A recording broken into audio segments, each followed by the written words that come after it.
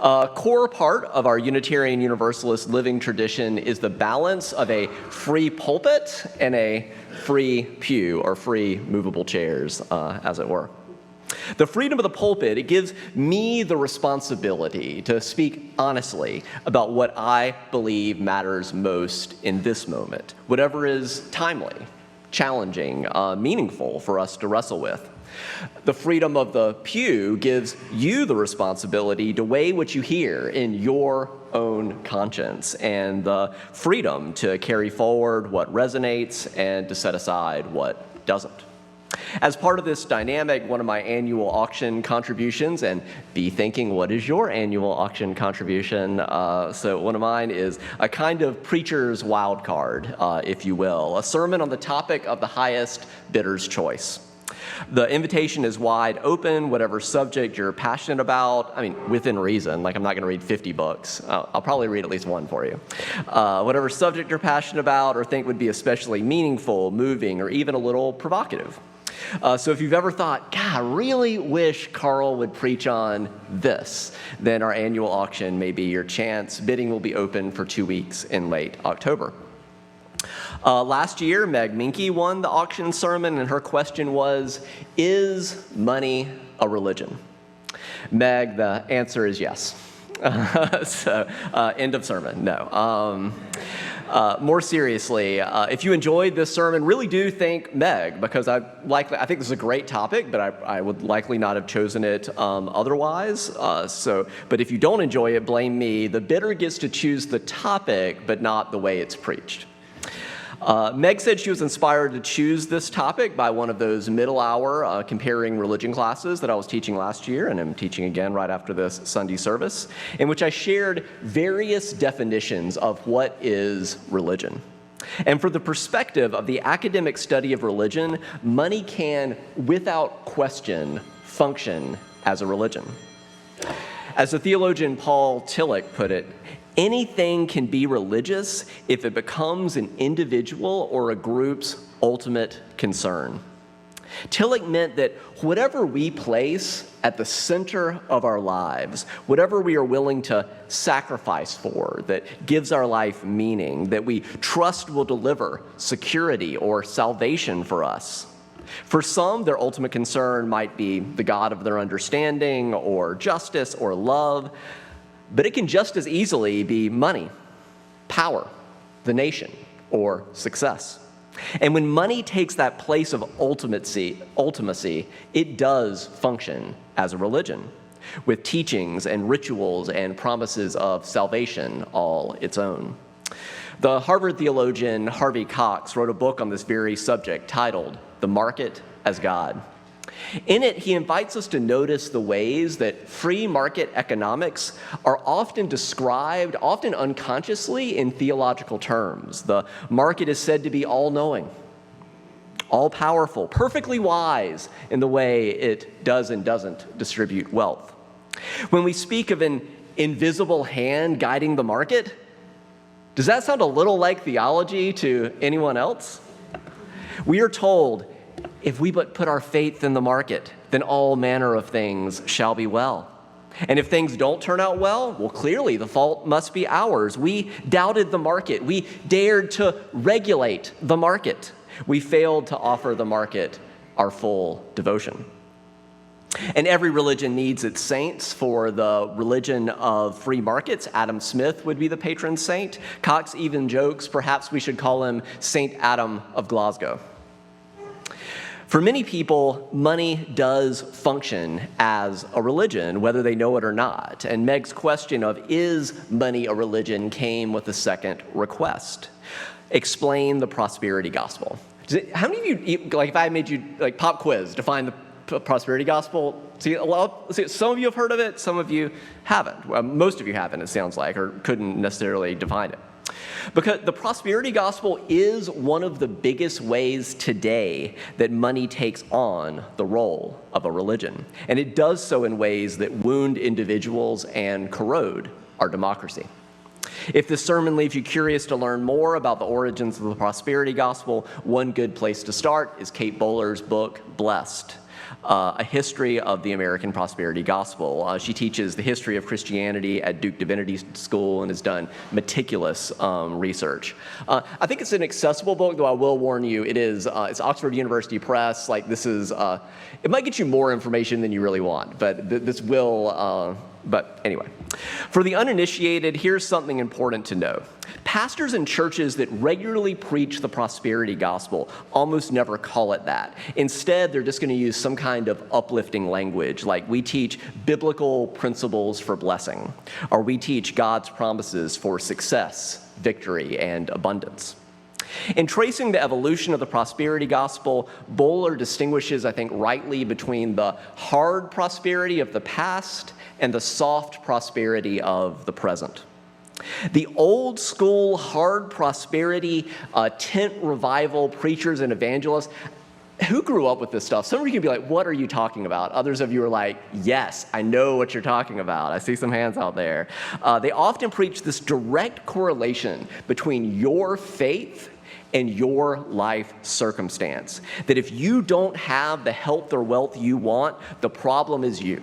You don't have enough faith, or you're not giving the televangelist enough money.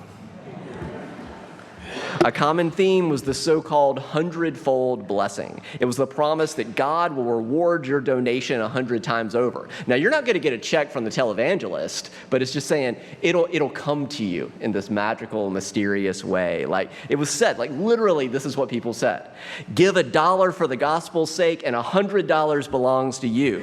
Give $10, you will receive 1,000. Give 1,000 to this televangelist, you will receive $100,000, right? Like, I mean, it's like, preachers said this explicitly and raked in the cash. It was all a con game.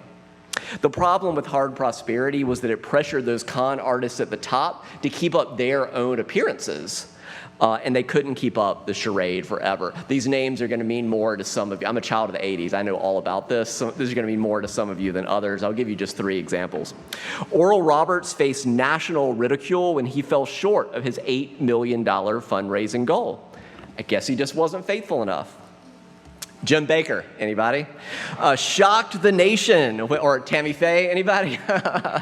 Shocked the nation when reporters revealed that he had committed adultery with his 21-year-old church secretary and had used ministry funds to pay her hush money. Or Jimmy Swaggart famously delivered this dramatic, tear-filled apology. There's nothing wrong with crying, but you just never knew when when was it acting and when was it real? This tear-filled apology when his adultery was exposed. In the late 1980s, scandals like these exposed the cracks in hard prosperity preaching with this rigid formula that promised health and wealth if you just name it and claim it. Today, that led to us having a much more the soft prosperity style that is just a lot slicker and fuzzier about how exactly the causality works. As if Jesus' message was not about justice and compassion, but how to succeed in a capitalist economy. You know, as if Jesus came to be the patron saint of fourth quarter earnings. It might be more accurate to call it the prosperity anti-gospel. Yet prosperity preachers like Joel Osteen, Benny Hinn, Paula White Cain, who is like in a new office created just for her, you know, by Trump. Kenneth Copeland, T.D. Jakes, many others continue to lead some of the largest, most influential ministries in the world. So whether you know it or not, this stuff is out there and incredibly influential. And in addition to the obvious harm of conning people out of their money, there is another often deeper harm. The countless individuals who have been devastated by a toxic theology that teaches that you are poor or sick, not because we live in an unjust society or an unfair world, but because you are not faithful enough. If you're not blessed, I guess you're cursed, and it's your fault. Ironically, Kate Bowler, after spending years critically studying the prosperity gospel and writing this well-received history, found her own life becoming a powerful counter-testimony. In 2013, everything appeared on track for her. She was happily married to her high school sweetheart, had recently given birth to their son, was teaching in a highly respected Duke University. Her first book, Blessed, was being hailed as riveting, marvelous, deeply human. Then in 2015, look at her. At the age of 35, she looks like a baby. She was diagnosed with stage 4 colon cancer. During her years of illness, she began writing about the toxicity of the prosperity gospel from the much more personal and existential perspective. You can see this shift reflected in her book titles. In 2018, she published Everything Happens for a Reason and Other Lies I've Loved. 3 years later, she published There Is No Cure for Being Human and Other Truths That I Needed to Hear. In more recent years, she's published a series of daily meditations, Good Enough, Devotions for a Life of Imperfection, The Lives We Actually Have, Blessings for Imperfect Days, Have a Beautiful, Terrible Day, Daily Meditations for the Ups, the Downs, and the In-Betweens. And next year, she has a new book coming out titled Joyful Anyway.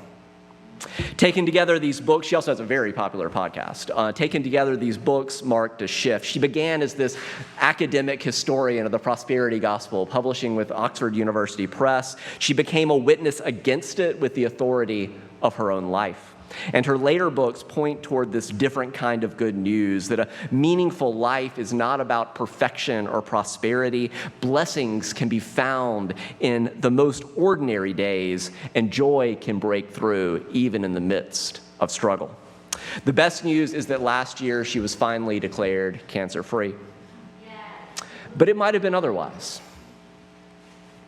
Regardless of what does or doesn't happen to any of us, the truth is that the prosperity gospel gets life wrong, and people pay the price. Whether we like it or not, here's how the universe works. Bad things happen to good people. Good things happen to bad people, and all of that in between. To teach otherwise, it's not only false, it's cruel. When people inevitably face illness and loss and hardship, the prosperity gospel leaves them carrying this unbearable weight that it is your fault. Life is not a cosmic slot machine with blessings and curses, wealth and prosperity, health and sickness. Those don't hinge on whether you've been faithful enough or given enough money to the right preacher. Though you can go to frederickuu.org and click on the give link. But you need to do that because you believe in our mission, not because of what you want to give through us, not just to us, right? Your worth is not measured in health or wealth. As our UU values and covenant, you can find this on the back of your order of service, remind us, we declare that every person is inherently worthy. There is nothing you can do to have more inherent worth. There is nothing you can do to have less inherent worth. You are inherently worthy and have the right to flourish with dignity, love, and compassion. And we covenant to use our time, our wisdom, our attention, and our money to build and sustain fully accessible and inclusive communities. That is how we love the hell out of the world, turn our dreams into deeds, and build the world that we dream about. But the truth is, all of that is not what's happening right now, which brings me to the second book I read in preparing this sermon, Money, Lies, and God, Inside the Movement to Destroy American Democracy by Katherine Stewart. She shows how the prosperity gospel and the idolatry of money as life's highest value is profoundly infecting our body politic. We live in an age of extreme wealth inequality, and the toxic theology of money as religion would have us believe that that inequality is divinely ordained. That the richest among us are blessed, that they are not plunderers who rigged the system in their favor, while the rest of us, we just aren't faithful enough. And the preachers who proclaim that Trump's electoral victories are divinely ordained are doing everything they can to persuade us that God's president is not a con artist. Marx called bad religion the opium of the people. He would have pointed straight at the prosperity gospel. He wrote further beyond that famous quote that the abolition of religion as the illusory happiness of the people is the demand for the people's real happiness. Not later, not elsewhere, here and now, peace, liberty, and justice for all, not in some other world, but in this world. As I once heard a preacher say, I don't want a pie in the sky by and by. I want a ham where I am. To that end, Stewart offers 6 reminders and actions to defend democracy in such a time as this. Remember that we are all real Americans. All of we the people, not just those the president happens to favor. All sides include patriots who love this country, and our work is to build a better world that includes everyone and that is for everyone. Number 2, they are divided. There are real divisions among the current powers that be, divisions papered over by loyalty to a would-be king. But no one stays on top forever, and in time the cracks will continue to widen, and with them opportunities to heighten and expose their contradictions. Number 3, target inequality and corruption. The extreme wealth inequality in this country and the greedy corruption right there on the surface of the current powers that be is a major Achilles heel at a time when people deeply care about pocketbook issues. As Justice Louis Brandeis once warned, we can have democracy in this country or we can have great wealth concentrated in a few hands. We cannot have both. Number 4, the separation of church and state at a time when it's trying to be conflated for Christian nationalism. The Reverend Dr. Martin Luther King Jr. put it best that the church must be reminded that it is neither the master nor the servant of the state. It is rather the conscience of the state. That is our role. It must be the guide and critic of the state, but never its tool. And here at UUCF, we are committed to being that nonpartisan conscience of the state, fiercely advocating in the public square for our UU values of justice, equity, transformation, pluralism, interdependence, and generosity, always with love at the center. 5, knowledge is power. We must help educate ourselves and the wider public about propaganda and misinformation, especially on social media, and help rebuild support for strong public education and higher education for all. And number 6, organization matters. As I've often quoted, if you are feeling overwhelmed as one person, stop being one person. Join one or more organizations acting to make a difference around the issues you care about. Here at UUCF, you just email our UUCF democracy team at gmail.org if you want to join our 1 Million Rising groups, acting for nonviolent civil resistance, or if you want to act on federal issues, voter rights, immigration justice, climate justice, LGBTQ+ rights, and more. You can always find a link, as Polly showed us, right there in the top right-hand corner of our homepage to our Democracy Action Team. Instead of the religion of money, we, the people, must demand more than a single bottom line of profit alone, a system that exploits labor and dismisses environmental costs as mere externalities.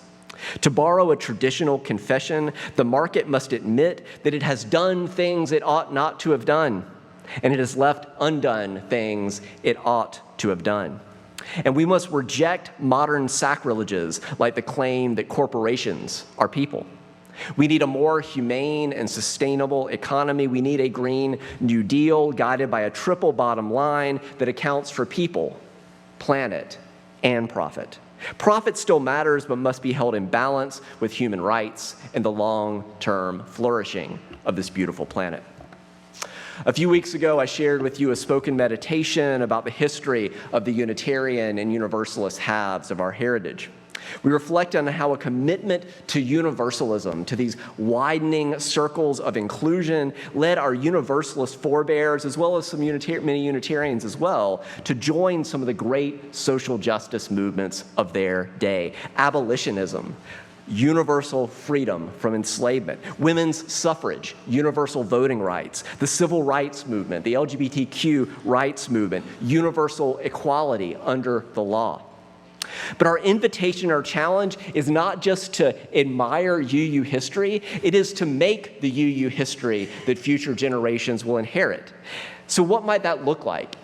From a Universalist perspective, I think it can look like working for universal childcare, universal high-quality health care, universal access to education, not only K to 12, but all the way through college and vocational training. It can look like a universal basic income that is tied to inflation. The path to achieving such universalist goals, especially right now in this moment, may feel incredibly daunting.